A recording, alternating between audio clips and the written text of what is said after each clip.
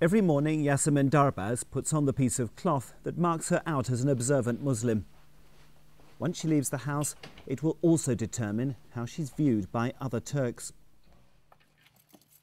She's heading into her university, where she's studying architecture. Until this year, she'd have had to bare her head or don a hat or a wig before she got there. But the rules have just changed. So you don't have a stress before going to school. You don't need to stop, you don't need to change. You will just enter the school like a regular student. I think being a regular student is important here. Today, Yasemin can walk through to her classes without fear of being barred entry.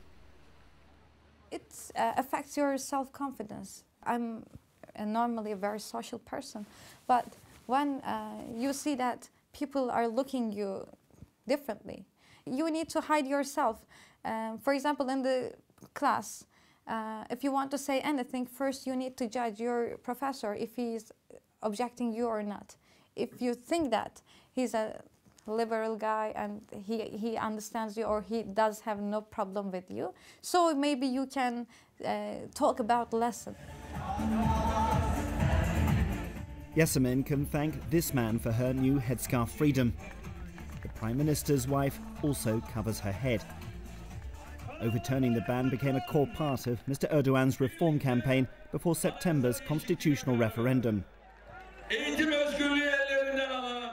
All those girls whose education and religious rights were denied, it's we who have helped them, he tells the crowd.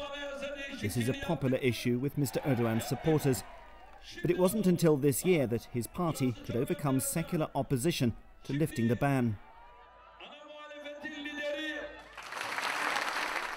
This year, the Prime Minister's ally, President Gül, made a point of attending the opening ceremonies of universities that would defy the headscarf ban.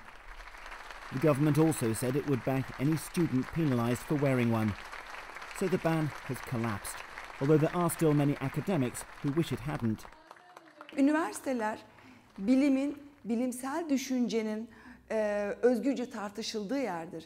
İnançlar tartışılmaz. Orada bir takım şeyler, inançlar vardır ve onu ya kabul edersiniz ya kabul etmezsiniz. It may be controversial, but Islamic dress in Turkey has now gone beyond being a political or religious statement.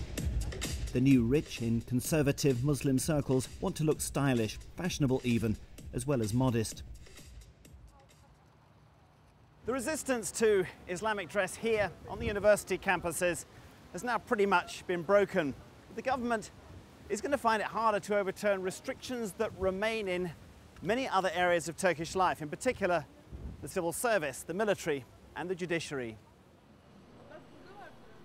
Fatima Benli is a lawyer who specialises in defending women.